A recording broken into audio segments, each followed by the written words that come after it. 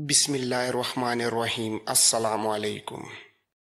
ہرکل کو جب اپنے دستوں کی اس پسپائی کی اطلاع ملی تو وہ آگ بگولا ہو گیا۔ اس نے اپنے جرنیلوں کو ایک بار پھر بلایا اور حکم دیا کہ زیادہ سے زیادہ فوج اکٹھی کر کے شام کی سرحد کے باہر کسی جگہ مسلمانوں کے ساتھ جنگ لڑی جائے اور انہیں وہیں ختم کیا جائے۔ مسلمان سالاروں نے ان جگہوں سے جہاں وہ پڑاؤ ڈالے ہوئے تھے چند آدمیوں کو اپنے زیر اثر لے لیا اور انہیں بے انداز انعام و اکرام کا لالچ دیا، جس کے عوض وہ مسلمانوں کے لیے جاسوسی کرنے پر آمادہ ہو گئے۔ چند دنوں میں ہی وہ مطلوبہ خبریں لے آئے۔ ان کی رپورٹوں کے مطابق رومی جو فوج اکٹھی کر رہے تھے اس کی تعداد 1,00,000 سے کچھ زیادہ تھی۔ اس فوج کا ایک حصہ اجنادین کی طرف کوچ کر رہا تھا۔ جاسوسوں نے یہ اطلاع بھی دی کہ رومی فیصلہ کن جنگ کے لیے تیار ہو کر آ رہے ہیں۔ جاسوسوں نے تیاریوں کی پوری تفصیل بیان کی۔ ابو عبیدہ بن الجراح کو امیر المومنین نے یہ حکم دیا تھا کہ لشکر کے چاروں حصوں کو اکٹھا لڑنا پڑا تو وہ یعنی ابو عبیدہ پورے لشکر کے سالار ہوں گے۔ صورت ایسی پیدا ہو گئی تھی کہ لشکر کے چاروں حصوں کو اکٹھا ہونا پڑا اور ابو عبیدہ نے پورے لشکر کی کمان لے لی، لیکن لشکر کو مکمل طور پر ایک جگہ اکٹھا نہ ہونے دیا۔ اس کے ساتھ ہی انہوں نے امیر المومنین کو تیز رفتار قاصد کے ہاتھ پیغام بھیجا جس میں مکمل صورتحال لکھی اور یہ بھی کہ رومیوں کی تعداد 1,00,000 سے زیادہ ہوگی۔ یہ تھے وہ حالات جن کے پیش نظر امیر المومنین نے خالد کو حکم بھیجا تھا کہ وہ شام کی سرحد پر اس جگہ پہنچے جہاں مدینہ کا لشکر خیمہ زن ہے۔ اس حکم میں یہ بھی لکھا تھا کہ اپنا لشکر کچھ مشکلات میں الجھ گیا ہے۔ اس پیغام نے خالد کو پریشان کر دیا تھا۔ یہ سنایا جا چکا تھا کہ انہوں نے امیر المومنین کے حکم کے مطابق اپنے لشکر کو 2 حصوں میں تقسیم کیا۔ ایک حصہ مصنف بن حارث کے حوالے کر دیا۔ خالد نے فوج کو فوری کوچ کا حکم دے دیا۔ انہوں نے جب فاصلے کا اندازہ کیا تو وہ اتنا زیادہ تھا کہ خالد کو وہاں پہنچتے بہت دن لگ جاتے۔ انہیں ڈر تھا کہ اتنے دن ضائع ہو گئے تو معلوم نہیں کیا ہو جائے گا۔ انہیں یہ بھی معلوم تھا کہ رومیوں کی فوج فارسیوں کی نسبت زیادہ طاقتور اور برتر ہے۔ خالد ان راستوں سے واقف تھے۔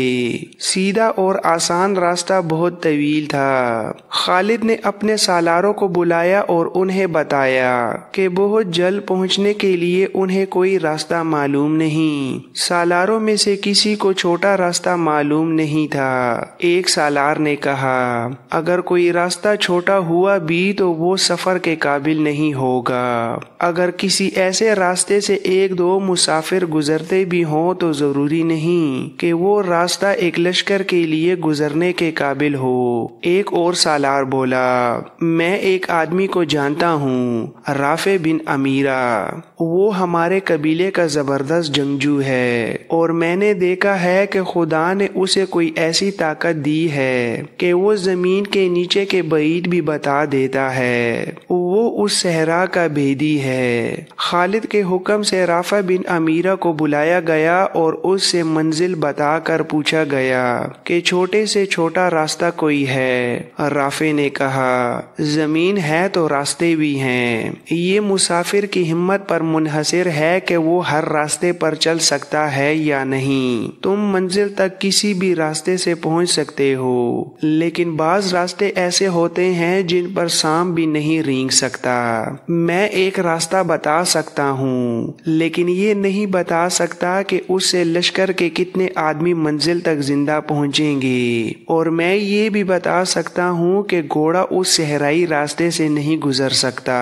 گھوڑا اتنی پیاس برداشت نہیں کر سکتا اور گھوڑوں کے لیے پانی ساتھ لے جایا بھی نہیں جا سکتا۔ खालिद ने अपना बनाया हुआ नक्शा उसके आगे रखा और पूछा कि वो कौन सा रास्ता बता रहा है। राफे बिन अमीरा ने नक्शे पर उंगली रखते हुए कहा, ये कराकर है। यहाँ एक निखलिस्तान है जो इतना सरसब्ज और शादाब है कि मुसाफिरों पर अपना जादू तारी कर देता है। यहाँ से एक रास्ता निकलता है जो सुई को जाता है। सुई में पानी इतना ज्यादा है कि सारा लश्कर और लश्कर के तमाम जानवर पानी पी सकते हैं, लेकिन ये पानी उसे मिलेगा जो सुई तक जिंदा पहुंच जाएगा। ऊपर सूरज की तपश देखो, दिन को कितना चल सकोगे, कितनी दूर तक चल सकोगे, ये मैं नहीं जानता। इतने ऊंट लाओ कि लश्कर का हर फर्द ऊंट पर सवार हो। इब्ने वलीद, तुम सहरा के बेटे हो, मगर उस सहरा से नहीं गुजर सकोगे। राफे बिन अमीरा ने जो रास्ता बताया ये मुअर्रिखों की तहरीरों के मुताबिक 120 मील था। ये 120 मील का फासला तय करने से मंजिल तक कई दिन जल्दी पहुंचा जा सकता था। खालिद वो सालार थे जो मुश्किलात की तफसीलात सुनकर नहीं बल्कि मुश्किलात में पढ़कर अंदाजा किया करते थे कि उनकी शिद्दत कितनी है। उनके दिमाग में सिर्फ ये समाया हुआ था कि मदीना का लश्कर मुश्किल में है और उसकी मदद को पहुंचना है। सीधे रास्ते से फासला 6 से 700 मील तक बनता था। राफे के बताए हुए रास्ते से जाने से फासला कम रह जाता था, मगर राफे बताता था कि उस खतरनाक रास्ते से जाओ तो 5-6 दिन ऐसी दुश्वारियों से गुजरना पड़ता है जो इंसान क्या बर्दाश्त करेगा, घोड़ा भी बर्दाश्त नहीं कर सकता। पानी तो मिल ही नहीं सकता, और सबसे बड़ी मुश्किल ये कि महीना मई का था जब रेगिस्तान जल रहे होते हैं। एक सालार ने कहा, खुदा की कसम इब्ने वलीद, तू इतने बड़े लश्कर को उस रास्ते पर नहीं ले जाएगा जो तबाही का और बहुत बुरी मौत का रास्ता होगा। एक और सालार ने कहा, और जिसका दिमाग सही होगा वो उस रास्ते पर नहीं जाएगा, हम उसी रास्ते से जाएंगे। खालिद ने ऐसी मुस्कुराहट से कहा जिसमें अजीब सी संजीदगी थी। राफे बिन अमीरा ने कहा, हम पर फर्ज है कि तेरी इताअत करें, लेकिन एक बार फिर सोच लो। खालिद ने कहा, मैं वो हुक्म देता हूँ जो हुक्म अल्लाह मुझे देता है। हारते वो हैं जिनके इरादे कमजोर होते हैं। अल्लाह की खुशनुदी हमें हासिल है, और फिर अल्लाह की राह में जो मुसीबतें आएगी हम क्यों ना उन्हें भी बर्दाश्त करें। ये वाक़या और ये गुफ्तगू तिबरी ने जरा तफसील से बयान की है। खालिद के सालारों ने उनके अज़म की ये पुख्तगी देखी तो सब ने पुरजोश लहजे में लब्बैक कहा। उनमें से किसी ने कहा, इब्ने वलीद, तुझ पर अल्लाह का करम हो, वो कर जो तू बेहतर समझता है, हम तेरे साथ हैं। खालिद ने उस सफर पर रवानगी से पहले एक हुक्म ये दिया कि लश्कर का हर फर्द ऊंट पर सवार होगा, घोड़े सवारों के बगैर पीछे पीछे चलेंगे। दूसरा हुक्म ये कि औरतों और बच्चों को मदीना भेज दिया जाए। सालारों को खालिद ने कहा था कि तमाम लश्कर को अच्छी तरह बता दें कि वो ऐसे रास्ते पर जा रहे हैं जिस रास्ते पर पहले कभी कोई लश्कर नहीं गुजरा। हर किसी को ज़हनी तौर पर तैयार किया जाए। मई का महीना ऊँटों की फरामी में गुजर गया और जून का महीना शुरू हो गया। अब तो सहरा जल रहा था और खालिद ने रबीउल आखिर में कूच का हुक्म दे दिया। उनके साथ 9000 मुजाहिदीन थे जो उस खुदकश सफर पर जा रहे थे। कराकर का सफर वैसा ही था जैसा इस लश्कर का हर सफर हुआ करता था। वो सफर कराकर से शुरू होना था जिसे मुसलमान मुअर्रिखों ने और यूरोपी मुअर्रिखों ने भी तारीख का सबसे खतरनाक और भयानक सफर कहा है। मुसन्ना बिन हारिस कराकर तक खालिद के साथ गए। मुसन्ना को हीरा वापिस आना था। कराकर से जिस कदर पानी साथ ले जाया जा सकता था मशकीजों में भर लिया गया। मटके भी इकट्ठे कर लिए गए थे। उनमें میں بھی پانی بھر لیا گیا۔ اگلی صبح جب لشکر روانہ ہونے لگا تو مثنی بن حارث خالد سے اور اس کے سالاروں سے گلے لگ کے ملے۔ یعقوبی اور ابن یوسف نے لکھا ہے کہ مثنی بن حارث پر رکعت طاری ہو گئی تھی، ان کے منہ سے کوئی دعا نہ نکلی، آنکھوں سے آنسو نکل آئے، دعائیں ان کے دل میں تھیں۔ انہیں یقین نہیں تھا کہ وہ خالد کو اور ان کے 9000 مجاہدین کو پھر کبھی دیکھ سکیں گے۔ خالد اونٹ پر سوار ہونے لگا تو رافع بن امیرہ دوڑتا آیا اور خالد کے دونوں کندھوں پر ہاتھ رکھ کر کہا، ابن ولید اب بھی سوچ لے، راستہ بدل لے، اتنی جانوں سے مت کھیل۔ خالد نے غصے سے کہا، ابن امیرہ اللہ تجھے غارت کرے، مجھے اللہ کی راہ سے مت روک، یا مجھے وہ راستہ بتا جو مدینہ کے لشکر تک جلدی پہنچا دے۔ تو نہیں جانتا، تو ہٹ میرے سامنے سے اور حکم مان جو میں نے دیا ہے۔ رافع خالد کے آگے سے ہٹ گیا۔ خالد اونٹ پر سوار ہوئے اور لشکر چل پڑا۔ سب سے آگے رافع کا اونٹ تھا کیونکہ اسے رہبری کرنی تھی۔ مثنی کھڑے دیکھتے رہے۔ انہوں نے اپنے ساتھیوں سے کہا، امیر المومنین نے ٹھیک کہا تھا کہ اب کوئی ماں خالد جیسا بیٹا پیدا نہیں کرے گی۔ وہی صحرا جو رات کو خنک تھا سورج نکلتے ہی تپنے لگا، اور جب سورج اور اوپر آیا تو زمین سے پانی کے رنگ کے شعلے اٹھنے لگے۔ پانی کے رنگ کا جلمل کرتا ایک پردہ تھا جو آگے آگے چل رہا تھا، اس کے آگے کچھ پتہ نہیں چلتا تھا کہ کیا ہے۔ جون کا سورج جب سر پر آیا تو لشکر کے افراد ایک دوسرے کو پہچان نہیں سکتے تھے۔ ہر کوئی زمین سے اٹھتی ہوئی تپش کے لرزتے پردے میں لرزتا کامتا یا لٹکے ہوئے باریک کپڑے کی طرح لہروں کی طرح ہلتا نظر آتا تھا۔ مجاہدین نے ایک جنگی ترانہ مل کر گانا شروع کر دیا۔ خالد نے انہیں روک دیا کیونکہ بولنے سے پیاس بڑھ جانے کا امکان تھا۔ اونٹ کئی دنوں تک پیاسا سفر کر سکتا ہے، لیکن انسان پیدل جا رہا ہو، اونٹ پر ہو یا گھوڑے پر سوار ہو، وہ چند گھنٹوں سے زیادہ پیاس برداشت نہیں کر سکتا۔ پہلی شام جب پڑاؤ ہوا تو تمام لوگ پانی پر ٹوٹ پڑے، ان کے جسم جل رہے تھے۔ کھانے کی جگہ بھی انہوں نے پانی پی لیا۔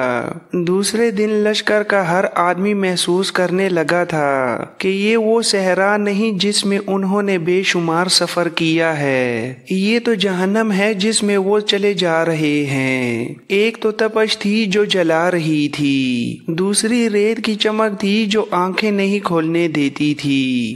ریت کا سمندر تھا بلکہ یہ آگ کا سمندر تھا، اور لشکر شعلوں میں تیرتا جا رہا تھا۔ تیسرے روز کا سفر اس طرح ہولناک اور اذیت ناک ہو گیا کہ ٹیلوں اور نشیب و فراز کا علاقہ شروع ہو گیا تھا۔ یہ ریت اور مٹی کے ٹیلے تھے جو آگ کی دیواروں کی مانند تھے۔ پہلے تو لشکر سیدھا جا رہا تھا، اب تھوڑے تھوڑے فاصلے پر مڑنا پڑتا تھا۔ دیواروں جیسے ٹیلے مجاہدین کو جلا رہے تھے۔ یہاں سب سے زیادہ خطرہ بھٹک جانے کا تھا۔ بعض دیواروں جیسے ٹیلوں کے درمیان جگہ اتنی تنگ تھی کہ اونٹ دونوں طرف رگڑ کھا کر گزرتے تھے۔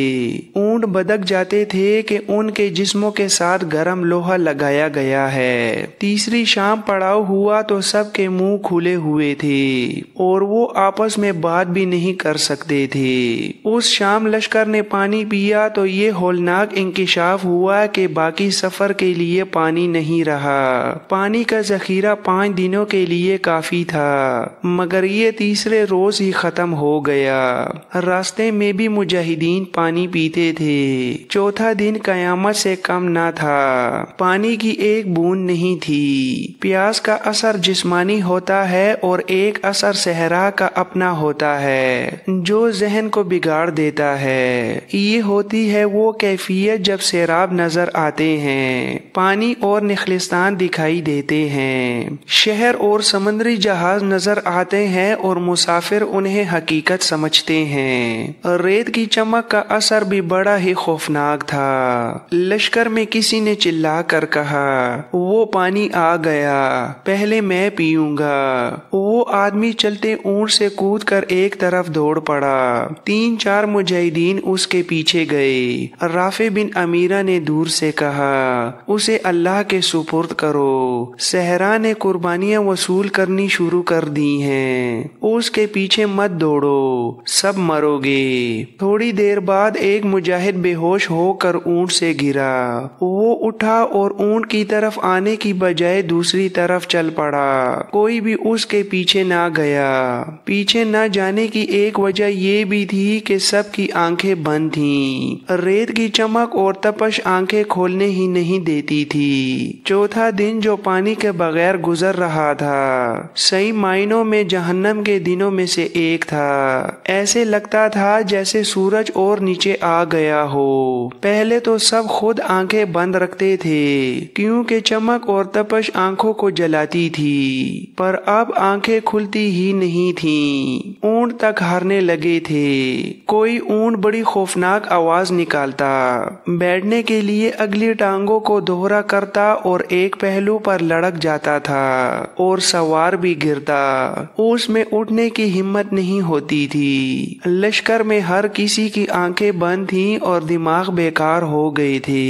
انہیں محسوس ہی نہیں ہوتا تھا کہ ان کا کوئی ساتھی اونٹ سے گر پڑا ہے یا یہ کہ اس کا اونٹ بھی گر پڑا ہے اور اسے اٹھا کر اپنے ساتھ اونٹ پر بٹھا لیں۔ سیراب کا شکار ہونے والوں کی تعداد بڑھتی جا رہی تھی۔ خود خالد رضی اللہ تعالی عنہ کی حالت بھی ایسی ہو گئی تھی کہ انہیں کچھ پتہ نہیں چل رہا تھا کہ لشکر میں کیا ہو رہا ہے۔ وہ تو عزم اور ایمان کی قوت تھی جو انہیں زندہ رکھے ہوئے تھی، اور یہ اونٹ تھے جو چلے جا رہے تھے۔ اگر اونٹ رک جاتے تو لشکر کا کوئی ایک بھی فرد ایک قدم نہ چل سکتا۔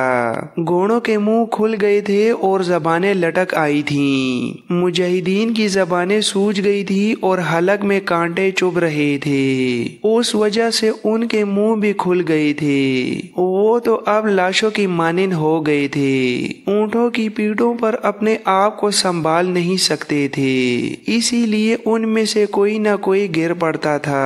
اب وہ عالم نزا کے قریب پہنچ رہے تھے، جسموں کی نمی خشک ہو چکی تھی۔ رات کو لشکر رکا۔ تمام رات مجاہدین نے جاگتے گزاری۔ جسموں کے اندر سوئیاں چبھتی تھیں۔ زبانوں کی حالت ایسی تھی جیسے منہ میں کسی نے لکڑی کا ٹکڑا رکھ دیا ہو۔ سفر کے آخری دن کا سورج طلوع ہو کر مجاہدین کو موت کا پیغام دینے لگا۔ کئی مجاہدین اونٹوں پر بے ہوش ہو گئے۔ وہ خوش قسمت تھے جو لڑک کر گرے نہیں۔ یہ لشکر اب ایک لشکر کی طرح نہیں جا رہا تھا۔ اونٹ بکھر گئے تھے اور بعض بہت پیچھے رہ گئے تھے، کئی دائیں اور بائیں پھیل گئے تھے۔